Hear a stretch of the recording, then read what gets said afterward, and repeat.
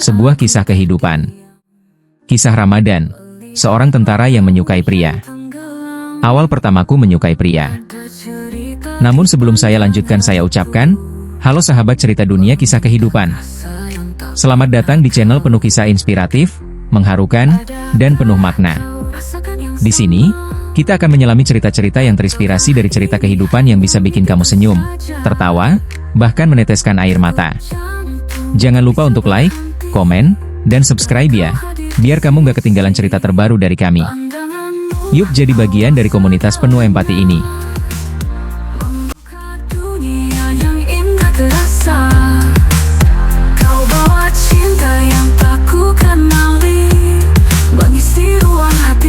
Semarang, awal tahun 1998. Kota itu masih menyimpan kesejukan khasnya saat pagi hari, diselingi riuh suara klakson angkot dan aroma gorengan dari warung kaki lima. Ramadan, saat itu baru berumur 18 tahun, masih duduk di bangku SMA kelas 3 tepatnya 3 IPS 2. Rambutnya dipotong rapi ala pelajar, tubuhnya kekar hasil latihan karate tiap sore, dan sorot matanya tajam tapi ramah. Anak pertama dari 3 bersaudara, dia tumbuh menjadi sosok yang mandiri dan punya komitmen kuat dalam segala hal, termasuk soal cita-citanya menjadi tentara. Suatu sore, Ramadan datang ke tempat kursus komputer dekat alun-alun kota untuk mendaftar peserta kursus. Di sana, ia bertemu Anton, seorang pria 20 tahun yang baru saja ikut kelas komputer dan kadang bantu-bantu sebagai asisten pengajar. Anton berkacamata, kulitnya kuning langsat, postur sedang. Sosok yang tampak pendiam dan pemalu, tapi senyumnya selalu tulus, apalagi saat menyapa. Perkenalan mereka singkat, hanya sekedar basa-basi, saat Ramadan menunggu di ruang tunggu. Tapi entah kenapa, dari percakapan sederhana itu, ada rasa hangat yang muncul, dan bertahan. Beberapa hari setelahnya, Ramadan iseng datang lagi, pura-pura menanyakan harga kursus, padahal ingin bertemu Anton. Anton yang menyadari itu cuma tertawa kecil, namun membiarkan saja. Percakapan mereka makin lama makin dalam. Dari komputer, mereka lanjut bicara soal musik, lalu soal hobi menyanyi, sampai impian-impian kecil. Ramadan suka menyanyi lagu-lagu Inggris, dan Anton terkagum-kagum mendengarnya. Semakin hari, mereka makin sering bertemu, kadang di tempat kursus, kadang di warung kopi dekat Masjid Agung. Semuanya terasa sederhana, tapi penuh makna. Waktu berjalan perlahan namun pasti dan hubungan mereka makin akrab. Kadang Anton ngajak Ramadan nongkrong bareng, nonton film di bioskop Sri Ratu, atau makan bakso di pinggir jalan sambil cerita masa kecil.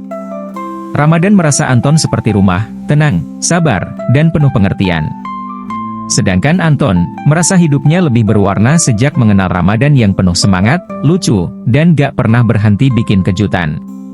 Di antara mereka belum ada kata cinta, tapi semua orang bisa melihat bahwa ada sesuatu yang tumbuh pelan-pelan, dan mungkin terlalu indah untuk disebut sekadar pertemanan.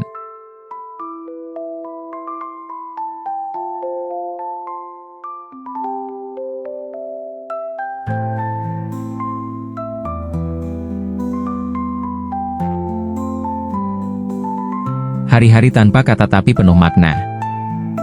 Hari-hari mereka seperti musim semi yang tak kunjung pergi. Mereka mulai rutin bertemu, entah itu buat latihan karaoke di rumah Anton, atau jalan-jalan ke Mall Ciputra. Ramadan bahkan ikut kursus bahasa Inggris tempat Anton belajar, bukan karena butuh, tapi karena ingin lebih sering bersama. Kadang mereka jalan ke Lawang Sewu hanya untuk foto-foto dan bercanda di halaman depannya. Kadang mereka cuma duduk di tangga Masjid Baitur Rahman sambil menikmati senja. Waktu itu dunia terasa lebih lambat, seolah memberi mereka cukup ruang untuk menikmati setiap detik kebersamaan. Ramadan sering bercerita tentang mimpinya jadi tentara. Tentang bagaimana dia ingin membuat keluarganya bangga, terutama ibunya yang selalu mendoakannya setiap subuh. Anton selalu menjadi pendengar terbaik. Ia tidak banyak bicara, tapi setiap kalimatnya selalu menyentuh. Di balik sifat pemalunya, Anton adalah orang yang sangat perhatian. Ia sering membawa bekal makanan saat tahu Ramadan lupa makan. Ia juga yang mengajari Ramadan membaca Al-Quran dengan tajwid yang benar. Karena Anton tahu Ramadan ingin menjadi tentara yang juga taat pada agamanya. Suatu malam, Ramadan datang ke rumah Anton dalam keadaan capek dan murung. Hari itu dia gagal dalam seleksi fisik awal untuk pendaftaran Bintara. Anton tidak banyak bicara. Ia hanya membuatkan teh manis, menyalakan radio kecil dengan lagu-lagu lawas, lalu duduk di samping Ramadan sambil menepuk pundaknya. Saat itulah Ramadan menunduk, meneteskan air mata untuk pertama kalinya di depan seseorang yang bukan keluarganya.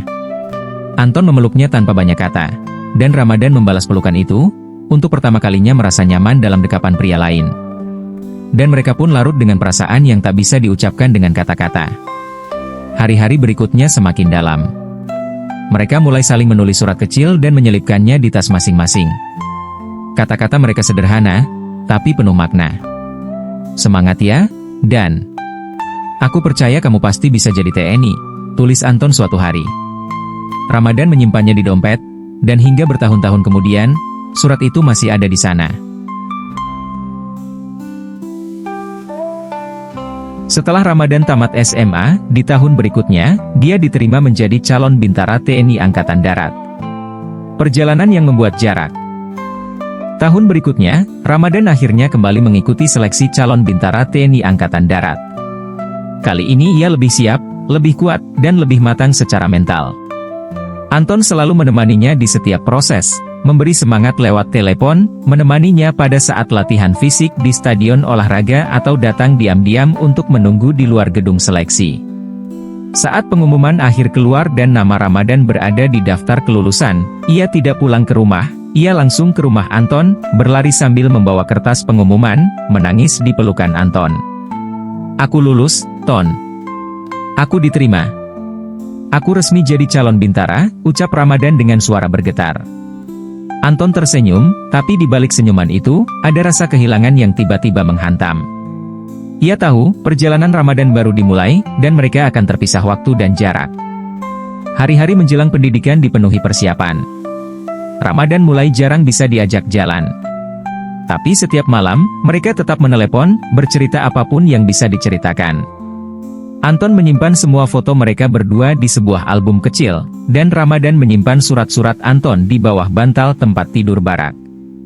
Di tengah kerasnya pelatihan TNI, Ramadan selalu bilang, "Gue tetap ingat kamu, Ton. Kamu rumah buat gue, aku selalu merindukanmu walaupun aku di sini dalam keadaan menjalankan tugas pendidikan dengan keras." Setelah pendidikan selesai, Ramadan resmi menjadi bintara TNI AD. Dia berdinas di luar kota, namun setiap kali pulang ke Semarang, Anton adalah orang pertama yang ia temui. Mereka akan pergi ke tempat biasa, nonton film, nyanyi karaoke, atau sekadar nongkrong sambil curhat. Ada rasa bangga di wajah Anton setiap melihat Ramadan berseragam. Namun, ada juga bayangan ketakutan, bahwa semua ini tidak akan bertahan lama.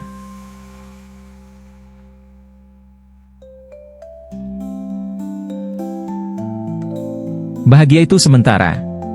Beberapa tahun berlalu, dan hubungan mereka tetap erat, meski tanpa status dan kepastian. Di antara tugas dinas yang padat dan kunjungan yang singkat, mereka tetap menciptakan kenangan, kecil, tapi bermakna.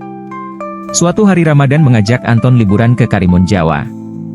Mereka naik kapal, tertawa di atas pasir putih, bernyanyi lagu cinta di bawah langit malam. Ramadan bahkan menyanyikan lagu lawas favorit Anton, "Kaulah Segalanya" oleh Ruth Sahanaya, dengan suara serak yang penuh rasa. Anton hanya diam, tersenyum, matanya berkaca-kaca. "Aku gak tahu ini apa, dan tapi aku bahagia," ujar Anton saat itu. Ramadan menggenggam tangannya, "Aku juga, Ton. Aku gak peduli orang bilang apa, yang penting kamu bahagiaku. Kaulah orang yang paling aku sayangi dan cintai," ucap Ramadan dengan nada bergetar. Tapi semua hal indah punya waktunya sendiri. Setelah bertahun-tahun menjalin hubungan diam-diam, Ramadan mulai merasakan tekanan dari keluarga, terutama ayahnya yang begitu keras terhadapnya. Sebagai anak sulung, ia dituntut untuk menikah, punya keturunan, dan menjadi panutan adik-adiknya. Awalnya, ia menolak. Tapi semakin lama, tekanan itu makin besar. Dan pada suatu malam yang sunyi, Ramadan menemui Anton. "Ton, kita harus bicara. Besok, di tempat biasa." Kemudian Ramadan pulang dengan terburu-buru. Akhir yang tak pernah ingin mereka tulis. Akhir yang tak pernah ingin mereka tulis. Di warung kopi tempat biasa mereka bertemu, Ramadan datang dengan mata sayu. Anton langsung tahu, sesuatu telah berubah. "Aku akan menikah, Ton. Tahun depan. Ini keputusan keluarga, aku gak bisa menolak terus." Anton tidak bicara lama. sangat lama. Hingga akhirnya ia tersenyum kecil dan berkata, "Aku tahu, dan aku sudah lama siap. Tapi hati ini, belum siap kehilangan kamu." Suaranya serak, seperti ditahan bertahun-tahun. Hari-hari setelahnya adalah hari yang sunyi. Mereka masih saling kirim kabar, tapi rasanya berbeda. Tak lagi hangat. Tak lagi utuh. Dan waktunya pun tiba, Ramadan akhirnya menikah, dan Anton tak datang ke pernikahannya. Ia memilih pergi ke kota lain selama sebulan penuh, menyepi, menenangkan diri. Tahun-tahun berlalu. Ramadan sudah punya keluarga. Tapi tiap kali ia ke Semarang, ia selalu melintasi tempat-tempat lama mereka. Mall, bioskop, masjid, tempat karaoke, bahkan rumah Anton. Tapi ia tak pernah berhenti. Hanya menatap dari kejauhan, lalu pergi lagi. Sampai suatu hari, mereka bertemu secara tak sengaja. Di mall. Mata mereka saling bertemu. Lama. Tanpa kata. Tapi penuh air mata. Ramadan melangkah mendekat, dan untuk pertama kalinya setelah bertahun-tahun, ia berkata pelan. "Aku masih nyanyiin lagu itu buat kamu, Ton. Meski cuma di hati." Anton tersenyum, menatapnya dengan mata basah. "Aku tahu. Karena setiap kali aku dengar lagu itu, aku masih ingat kamu." Mereka berpisah sore itu tanpa pelukan. Tapi di dalam hati, keduanya tahu, ada cinta yang tak pernah selesai dituliskan. Tanpa kata perpisahan, meninggalkan luka yang terus membayang. Waktu berlalu tapi tak kunjung pudar. Kadang, cinta nggak selalu harus dimiliki selamanya. Tapi cukup dirasakan, dan dikenang dengan sepenuh hati. Ramadan dan Anton udah lewatin kisah yang gak biasa. Kisah yang mungkin gak sempurna di mata dunia, tapi penuh makna di hati mereka. Hidup memang membawa mereka ke arah yang beda, tapi kenangan itu gak akan pernah hilang. Makasih udah nemenin cerita ini sampai akhir. Sekali lagi jangan lupa like, komen, dan subscribe, biar kamu gak ketinggalan cerita-cerita inspiratif lainnya. Sampai ketemu di kisah selanjutnya, cuma di cerita dunia kisah kehidupan. Kau tampak bahagia dalam pelukan lain. Demikianlah cerita fiktif ini, tokoh dan tempat adalah karangan belaka. Semoga terhibur.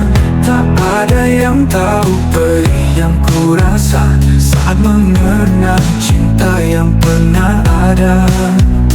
Ku coba melupakan, tapi tak mampu. Jejakmu terukir terlalu dalam dan kelabu. Kau kini hanya mimpi di balik kenyataan. Namun rinduku tak bisa ku lawan. Bayangmu masih diingatan, meski ku tahu kau sudah dengan yang lain. Rindu ini menghancurkan hatiku, semakin rapuh menahan kepedihan. Andai waktu bisa ku putar kembali, aku bisa memelukmu sekali lagi. Namun aku hanya terjebak di masa lalu, menunggu hari di mana rindu ini usai. Bayangmu masih diingatan, meski ku tahu kau sudah dengan yang lain. Rindu ini menghancurkan hatiku, semakin rapuh menahan kepedihan.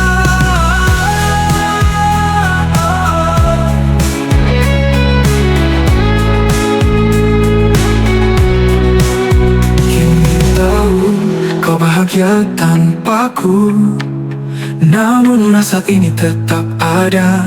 Tak mau pergi, selama tinggal cinta yang tak terganti.